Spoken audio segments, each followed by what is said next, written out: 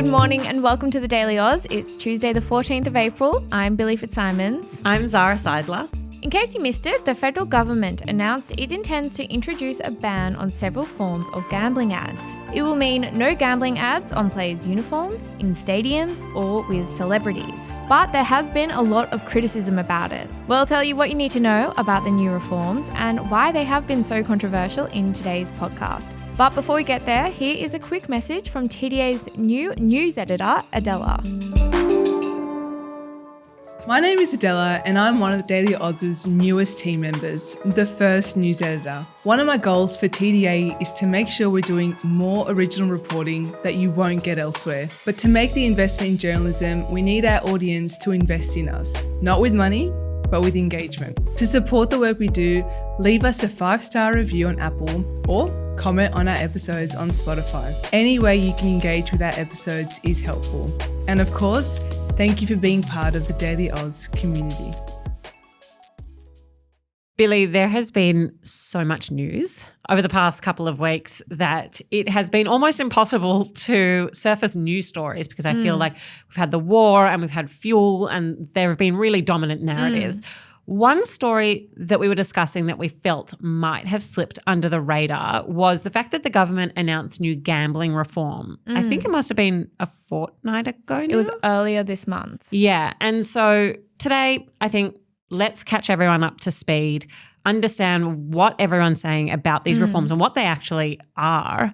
In order to do that, though, I think that it is helpful to paint a bit of a picture about the state of gambling in Australia because I think once you understand that, you understand why there is so much pressure to act. Yeah, every time we have spoken about gambling on the podcast over the years, it always shocks me the fact that Australia has the highest gambling losses per person in the world. Yeah. So we are the worst in the world when it comes to gambling, and that is why it is such a huge issue and why there has been so much pressure on the government, not just the government today, but on governments in the past as well, to act on limiting how much gambling ads there are out there. And also what's surprising to learn is that New South Wales in particular has the worst losses per capita in Australia, which therefore means in the world. It is pretty staggering when you think about that. And the numbers themselves, what sort of numbers are we talking about here? So I have it in front of me. So a report published by the government in 2023 says recent estimates suggest that Australians lose approximately $25 billion on legal forms of gambling every year, which represents the largest per capita losses in the world, as I said. And thinking about the fact that like Las Vegas exists. Yes. And we're still somehow worse than that. It is, it's pretty unbelievable. So there is clearly a challenge that has been identified through these statistics and a pressure on government to respond. These reforms have been a long time coming though. So talk me through the timeline of when gambling reform was, I guess, first put on the agenda to now and how the government's actually responded. So I would say it's been on the agenda for a long time, for many, many years. But it was in June 2023 that a parliamentary committee released the final report from its inquiry into the impacts of online gambling. Yes. I'm just sorry. I took a deep breath to interrupt you there. Just if anyone's not across what a parliamentary committee actually is. So that's a committee that is made up of members from across the political spectrum. So you have Labor, Liberal, One Nation, Independents, Greens, whomever it is, set up a committee and they interrogate an issue or a piece of legislation, then they hand down a report and there are recommendations and findings in that report. Exactly. Sorry, you may go on now with your explanation. And so what was interesting about this committee is that it was chaired by a Labor MP, being Peter Murphy, who has since died. But what was quite controversial, I think, is the fact that it was chaired by a Labor MP and the report made recommendations to the Labor government. Yeah. And so there was a lot of conversation about if one of your own has made these recommendations, why are you not acting on that? Because you would think that because it was a Labor MP, you are politically aligned with what their viewpoints would be. And you mentioned there that Peter Murphy has since passed and there's been a lot of conversation about the recommendations from that report being part of her legacy. Yes. And the pressure on the government to act being part of honouring Peter Murphy's legacy, someone who fought quite hard for gambling reform to happen. Billi, can you talk us through what was actually part of those recommendations? What did Peter Murphy and the committee under her actually suggest the government needed to do to respond to the issue of gambling? So that report recommended that the government completely ban ads for online gambling. They said that this issue is altogether. Okay. They said this issue is so bad that online ads for gambling need to be banned altogether. There were a range of other recommendations, including creating a new gambling warning label and introducing identity verification for online gambling. Now, the reforms that we are talking about today is actually not the official response from the government to that report. Mm-hmm.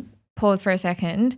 I mentioned that it came out in 2023. We are now in 2026. Mm-hmm. So it does give you an idea that it takes so long for the government to respond. It doesn't always take this long, but this time it has. And again, what we're talking about today actually isn't the official response to that report. It's just some reforms that have now been announced in relation to gambling. The official response, Prime Minister Anthony Albanese was asked this a couple of weeks ago when these reforms were announced. He said that the official response will be handed down on day one of Parliament next time it meets. Okay, so we can expect the formal response. That's just basically the government saying we'll either do this or we won't do this. Mm-hmm. We can expect that in the next sitting week.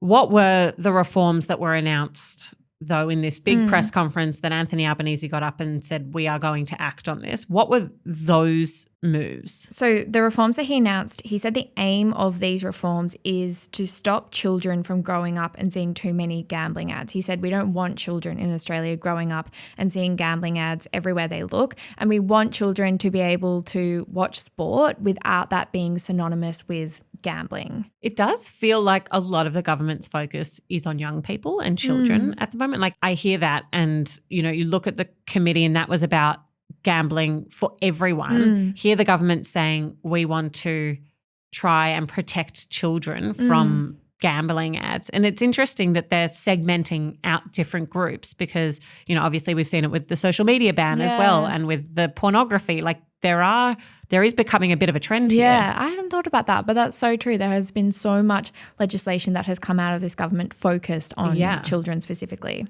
Okay, so I'll go through a list of what was announced. So no more than 3 ads per hour between 6 a.m. and 8:30 p.m. on TV.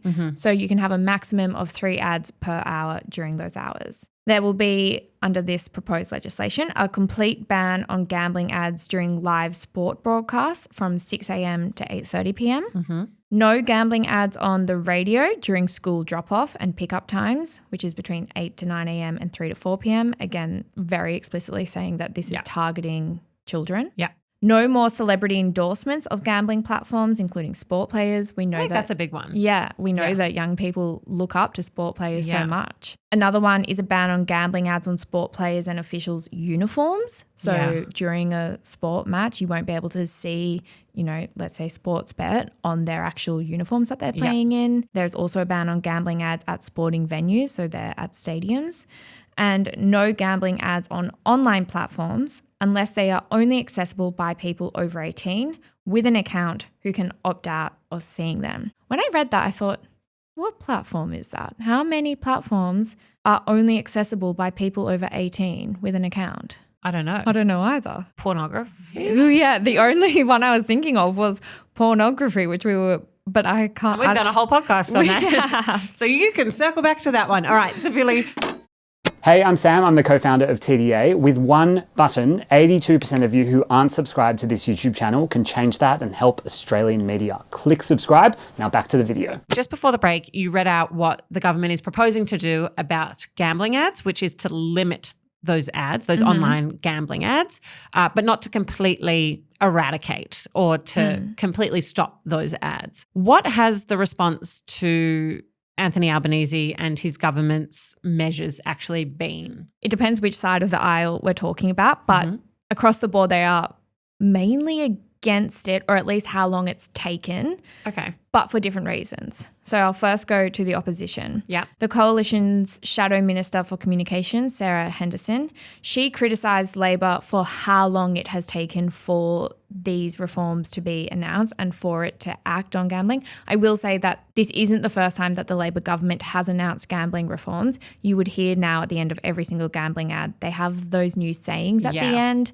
So this isn't the first time, but specifically on limiting, because that was just changing what was in the gambling ads. But they were still there. Exactly. Yeah. So the Coalition is very critical of, firstly, how long it's taken. And secondly, they say that they introduced a similar bill to this in 2023, which Labor rejected and voted against. So they say that this is very hypocritical from Labor. Okay. I'll read out an exact quote. So Sarah Henderson said, in 2023, Labor voted against the Coalition's legislation to ban gambling advertisements 1 hour before, during and after live sport. Now the Prime Minister has announced a policy strikingly similar to what he once opposed. But just clarifying, in 2023, Labor were in government. So this would have been an opposition bill. Exactly. Okay. So that's the Coalition. Then we have the Greens. They also criticised the announcement, saying basically that it didn't go far enough. So Sarah Hanson-Young, who's part of the Greens, said we need a complete ban of online advertising gambling. Then if we go to advocates for gambling reform, they have also criticised it. The chief advocate for the Alliance for Gambling Reform, Tim Costello, said that the reforms fall short of the inquiry's recommendations. They're going back to the initial inquiry from Peter Murphy.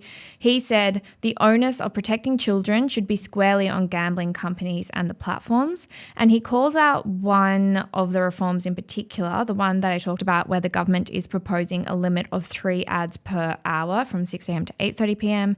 Tim Costello said, imagine 3 cigarette ads per hour. I will also read out what Peter Murphy's widower, Rod Glover, said. In a LinkedIn post, he said that Peter Murphy would be very proud of today's progress, and he said that the outcome achieved is not perfect, but policy rarely is. Wow. Okay. So you've got a full spectrum there. I guess in that last response, even that is acknowledging that it's not quite what Peter suggested, but, you know, that whole argument of not letting perfect get in the way of progress. It is a really interesting topic and certainly, as you've said, one that successive governments have tried to legislate around.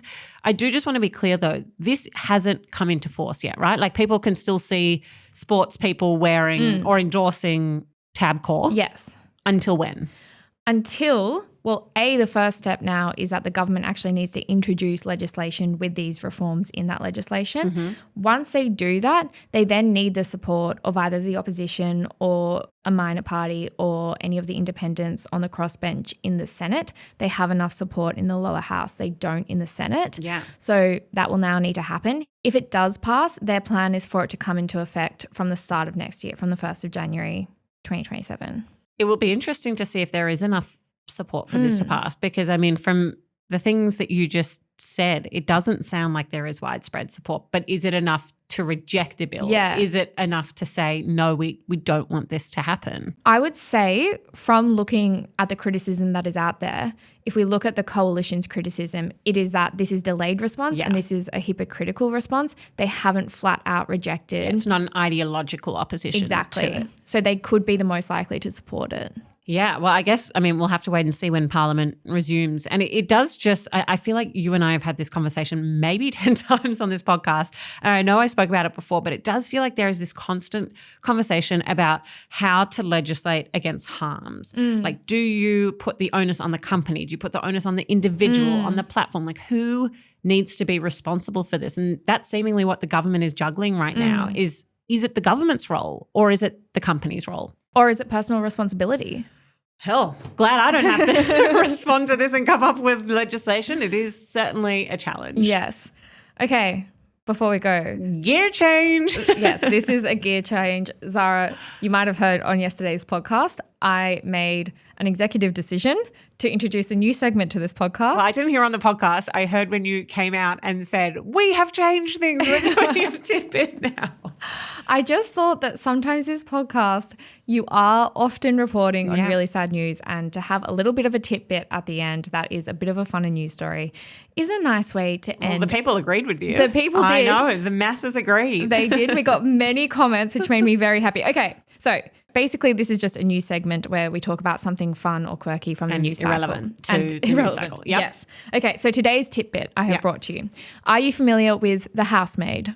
Yes. Yes. I saw it. I didn't read it. Okay, it's an amazing book, and it is written. It's too late now. I've seen it. No, you should still read it. It is such a page turner, and it was written by author Frida McFadden. Now, I did not know that Frida McFadden is not a real person until last week. Did you know that? I did know that actually, because after I saw the movie, I did a deep dive and I realized, was it that she's a doctor?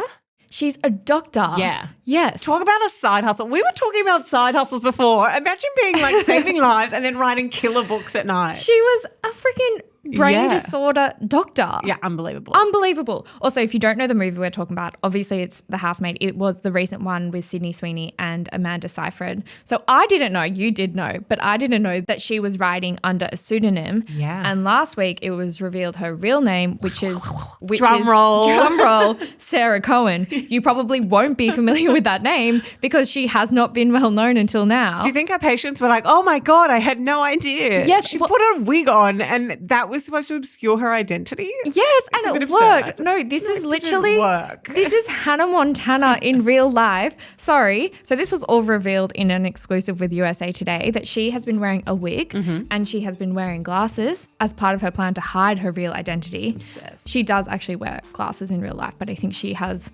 her author ones and then her It's like private very life clearly ones. a wig. And not to hop on here, but it's a bad wig. But I think the purpose of it is that you just can't see who she is underneath. And my favorite part, my favorite tidbit of the tidbit is that her colleagues found out that she was Frida McFadden and kept the secret for her. And it's just all Hannah Montana and I love it. Do you have anything you want to tell me? That I'm not really Billi FitzSimons? Yeah. I wish. That like we can learn something about you here on the podcast? I actually am a singer. Well, I heard you sing and I know that's not true. And I think that we should end this podcast there. Thank you so much for joining us for this episode of The Daily Aus. We'll be back with more of Billi singing this afternoon. But until then, have a great day.